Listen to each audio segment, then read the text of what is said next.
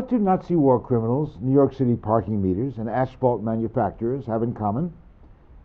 Each featured in a major government scandal or abuse of taxpayer money in post-war America. The ex-Nazis were living and working openly in the U.S. for decades after World War II.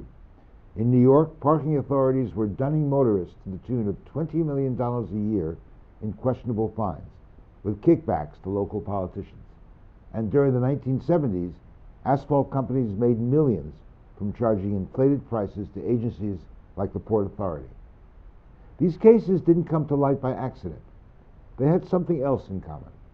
Each was uncovered by extraordinary individuals who refused to accept business as usual. It's not hard to see why we call them watchdogs. A stubborn congresswoman from New York, Liz Holtzman, sniffed out the Nazis during an 8-year investigation. The parking overcharges were brought to light by a lone legislator. A special government oversight committee brought the asphalt cartel to justice. You can probably add examples of your own from the daily headlines. They all bring home a simple truth. Without such watchdogs, our democracy would be a lot poorer. But what makes a watchdog bark? Daniel Feldman, an associate professor at John Jay, has written a remarkable book about the subject. It's called The Art of the Watchdog. Co-authored by David Eichenthal, a fellow at NYU School of Law, the book's meaty subtitle tells it all: Fighting Fraud, Waste, Abuse, and Corruption in Government. Few are better qualified to tell the story than Dan. He was a legislator who uncovered the parking extortion. And with over 30 years' experience in rooting out corruption, including service as a New York State Assemblyman and a stint as a special counsel to former New York Attorney General Eliot Spitzer, he's what you might call one of America's watchdog elite.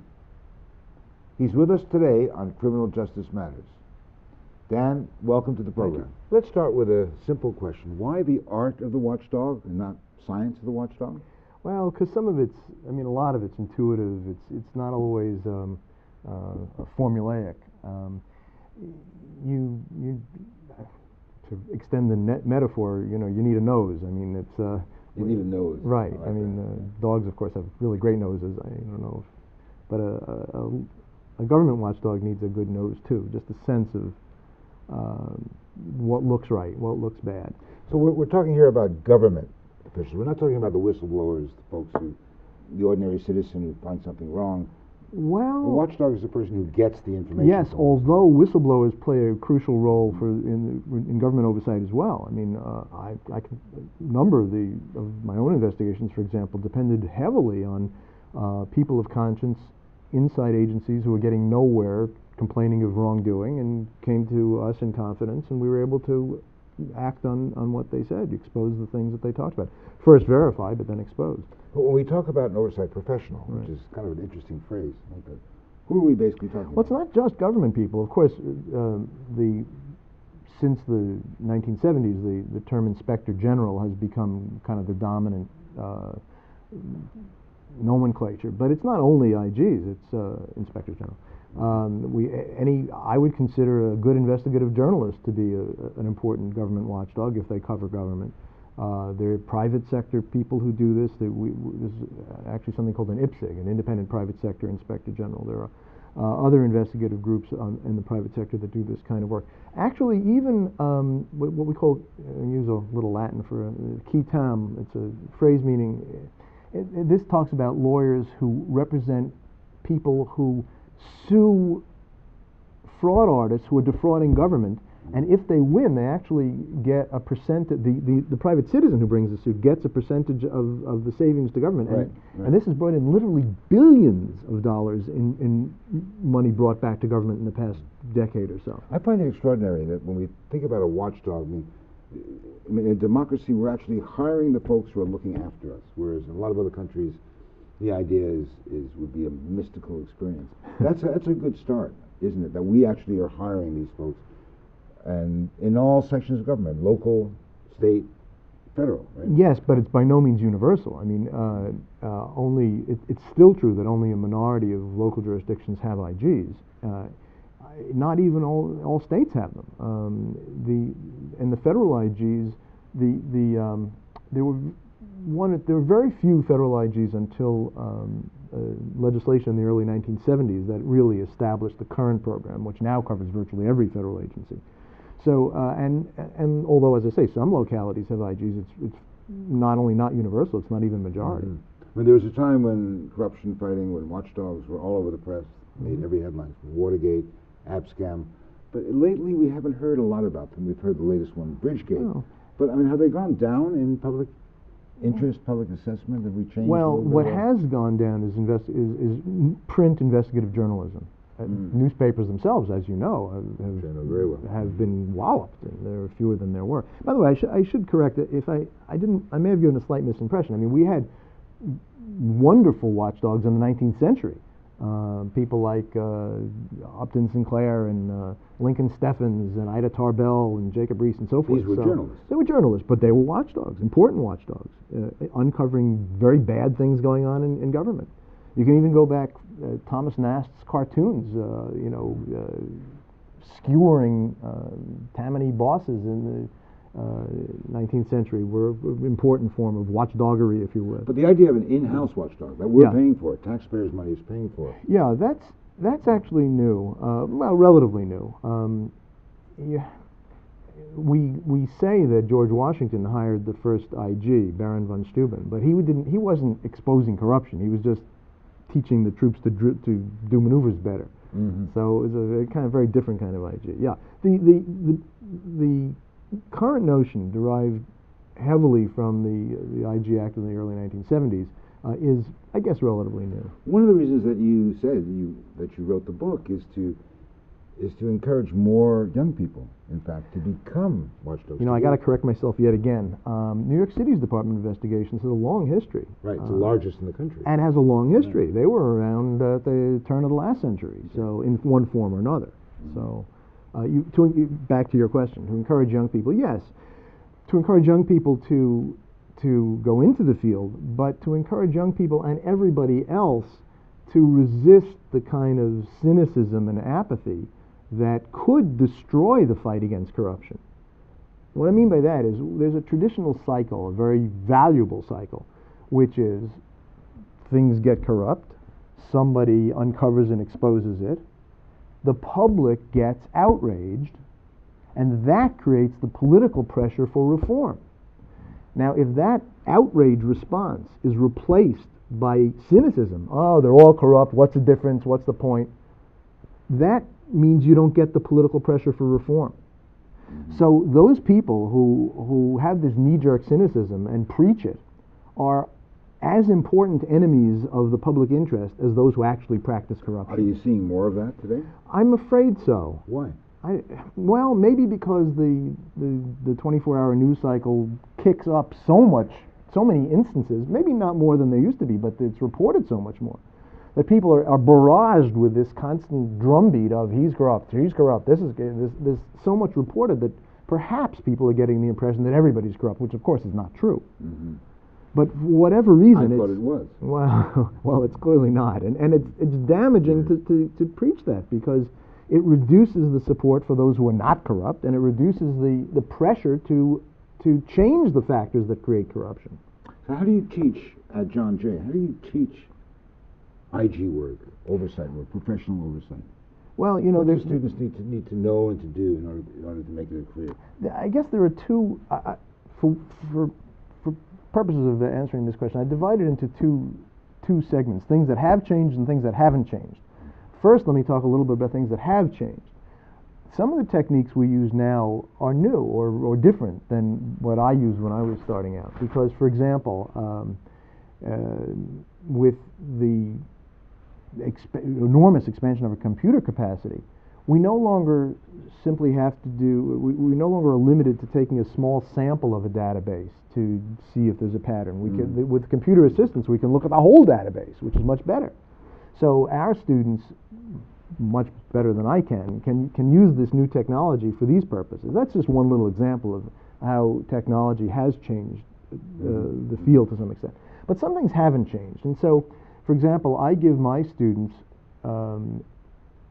fact patterns that are based on actual situations and say, What happened here? Explain this. Is there corruption here? How? How is it working? And it's not, that's inductive. I mean, you do enough things like that, you get the hang of it. You would think their classes would be completely overcrowded because every youth have, kids have this fire in their belly. They have a sense of moral outrage, which as adults, the older you get, you don't, you're more accepting. Well, the truth is we have a pretty big program. It's the biggest in the country. And the oversight and investigation track in our MPA program is enormous. We have about 800 students. So it is a pretty big program. And who are the types of kids who get in? Most of them are local people, although we have people from all over the world, and we have an online program. So I've had classes in which in one class I had students who were physically located in Africa, the Ukraine, Hawaii, and I think Ireland. So so we do get people from all over the world, but most of our students are from our area. Are there some alumni who've uncovered some fantastic things? Can you point to them? I know there are. I think our next guest may be able to answer that better than I can because he's in touch with them once, he stays in touch once they become IGs. It's Phil. Let me ask a sort of last question. I mean, is corruption always bad? A lot of countries, there's a great corruption scholar. is what makes the government and society go around. There was a very prominent scholar, Samuel Huntington, who argued that corruption can be useful. Yes. Some people find his work persuasive. Another younger, more current leading scholar in the field named Susan Rose Ackerman at Yale argues to the contrary, and I'm of the Ackerman school. I think it is rarely useful, if ever. And she counters a lot of Huntington's arguments, and I think she wins the fight. Great. Thanks. Thank you. Thank you for coming. Sure. In a world where wrongdoing can be concealed by highly sophisticated technology, the art of the watchdog is getting harder. Phil Zisman spends a lot of time trying to help budding watchdogs. Let's call them watch puppies. He helps them master the skills and knowledge they need to cope with the new world. As executive director of the National Association of Inspectors General, he's also involved in setting guidelines and standards of conduct. Phil also teaches at John Jay, and he joins us today to help us explore what the future holds. Phil, welcome to the program. Let's talk about some of the actual investigations that both of you have been involved in. What was the most interesting one and the most serious one that you were involved in? Well, I did an investigation into corruption at the public schools in Yonkers, which led to the indictment of the superintendent of schools, the third largest city in the state, and also the finance commissioner. And ultimately, the cover-up was worse than the crime. They ended up lying under oath, and then they were prosecuted for perjury. Dan, what was the most interesting one you did? Well, I say your first is always your most memorable. The summer food program investigation of '76 was amazing. It was summer food program. It was supposed to feed hungry children. 85% of the money was going into the pockets of crooks, which is astonishing. I mean, if 20% of the program is waste, corruption, mismanagement, it's a lot. This one was unbelievable. Almost everything was being stolen. And our investigation there led to the criminal conviction of 17 people, including a sitting member of Congress. That was a big one. And even more important, and I think I'm proudest of this, it led to the cleanup of that program to the point that years later, other politicians figure, the Holtzman's investigation, I was working for Liz Holtzman at the time, Holtzman's investigation got her so much press, let me investigate it and see what I can find, and they couldn't find anything to expose because we really cleaned it up. So we talked a moment ago about the danger of apathy, that people just get so used to hearing about corruption that eventually they just sort of turn off. How do you combat that? I mean, is it a real danger? I mean, are we losing sort of the cutting edge sense that we need to investigate things that are going wrong, and we just, instead of just being apathetic and passive? Well, sure. I mean, one of the most important parts of government and the contract with the people is that the people trust the government. And if the people do not trust the government and think, oh, they're all corrupt, and they sit back, then there's no real check on what the government does. So the Watchdog's goal, one of its most important objectives, is to basically to restore the public trust. So after there's a scandal, public confidence in government it's at its lowest ebb, And you need to basically clean the slate. You need to say, okay, here's what happened. Here's what we're going to do to correct it. And going forward, it will be better. If the public doesn't express their outrage and basically demand change, then there's really not a strong enough opportunity for change to occur. It would be nice to think that after so many generations of uncovering fraud, abuse, corruption in government, that the people in power get the idea, and we won't see very much, but it's still, in fact, it seems to be, correct me if I'm wrong, increasing. We hear more of it, we hear more scandals. We have the Bridgegate scandal just most recently in New Jersey and the Port Authority. It seems to keep happening. It's a human, obviously, function, but why? I mean, what accounts for? Well, I've thought a lot about that, and ultimately I have a theory. My theory, there's two types of people attracted to government. The people who really want to make government work and public service. Then there's the people who are attracted because of self-service, and they're interested they have ulterior motives. And of course there is the theory that once in power, the power corrupts. So the people who don't have a strong social conscience, don't really want to be there for the right reasons, the power themselves becomes very tempting. So to answer your question, why do we repeat this cycle of corruption over and over? It's because the power corrupts and people are not committed specifically to clean, open, honest government. Are we worse or better than other countries? Oh, there are actual measures of this. There's I forget the name of the organization that does statistical measures, and we're in the top. We're better than most. We're Transparency International. Yeah, I think we ranked 23rd, 26th, something like that, out of 150, 180, whatever the number is. We're closer to the top than the bottom for sure. Mm-hmm. And that's a good thing because in my view, there are societies that have been brought down entirely by the prevalence of corruption. I don't think most people have seen this, but one analysis of the decline of the Soviet Union, a pretty persuasive one, is that there was so much corruption that the impact on consumers was so bad, with half the product walking off in people's pockets instead of being sold and even reported to the government, that was a major contributor to the huge dissatisfaction that ultimately brought down that regime. But people also assume in the Soviet Union at the time, I lived there at the time, that it was the way you had to get things done. Whether you were talking with a patrolman or a policeman on the street or trying to get a government contract. Well, that's the fallacy of composition. It might be good for the individual, but its impact overall was made things so much worse for consumers that it was a contributor to the horrible dissatisfaction, which was justified. But here's an issue that strikes me as well, thinking about corruption, that there's economic corruption, things that you do just to get money, to get rich, and there's also moral corruption. There's things that you do that either you're peddling influence. I mean, is one worse than the other? Is one harder to find out than the other? Well, I mean, I think what is the symptom? I mean, in my mind, you raised this question about can we actually teach morality to our elected officials or our appointed officials so that they basically do their job in the public interest as opposed to their own self-interest? And I think ultimately the answer is yes. I'm optimistic about that.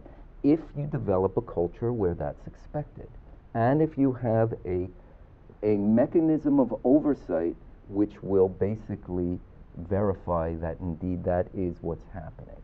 So I think we have to hold our officials accountable to it. The problem is if you live in a municipality or in a city or state which doesn't have strong oversight, you still have the backdoor deals that are going to happen over and over. It's only when, with public participation and a commitment by the people who are actually working in government to combat those types of backdoor deals, will you prevent it and actually have clean government. So I think you can achieve it, but there has to be a commitment to it, and you have to be forever on your guard to try to ensure that the public officials are working in the public interest. But are there different techniques? In other words, if you're talking about a moral failing, we're not talking about the Spitzer story about consorting with a prostitute or peddling abuse, rather than just making money out of your public service job. Is one harder to root out than the other? Is one worthy of more attention than the other? Or can you make those sorts of value judgments? I'm not sure I know the answer, but I do know that when the public hears the message, as they did in the early 1980s, that government is not the solution, government is the problem, then who's going to go into government? Not the people that Phil was talking about who are devoted to the public interest, the people who want something else. A much better message was, ask not what your country can do for you, ask what you can do for your country. And if we do have an increase in corruption, I attribute it in part to that highly destructive message from the early 1980s. Which is still out there. Mm-hmm. I mean, I read a story, just to bring it a little bit closer to home recently, that in New Jersey, something like 13 or 14 mayors have lost their jobs or been prosecuted because of corruption scandals. And that brings us, of course, to the whole Bridgegate issue. Mm-hmm. And I think we were talking a little bit earlier about how the IG, the Inspector General in New Jersey, is no more. Well, the IG was eliminated when Governor Christie first came into office. And it was basically eliminated on the theory of it was a redundancy, that it was expensive and that there was an auditor that was in place that would take over these functions. And of course, Christie was riding a wave of popularity when he was in his first term, and he was able to marshal that repeal of the legislation through the legislature. So are you guys horrified by what happened at Bridgegate, or do we know enough yet to, is this something that fits within your Well, the facts things you've done before? Well, clearly the facts as we know them, as we know them, what has been established so far is obviously inappropriate and somewhat horrifying. We don't know what else we'll find out. I mean, with respect to Watchdogs and the IG, though, it left a void. So you now have competing investigations, one by the legislature, one by the Port Authority IG. But one of the roles of an IG, actually, who we pay for, which you discussed earlier, is that they should be the final arbiter. They should find out what the facts are, issue a report, and that should basically decide an issue.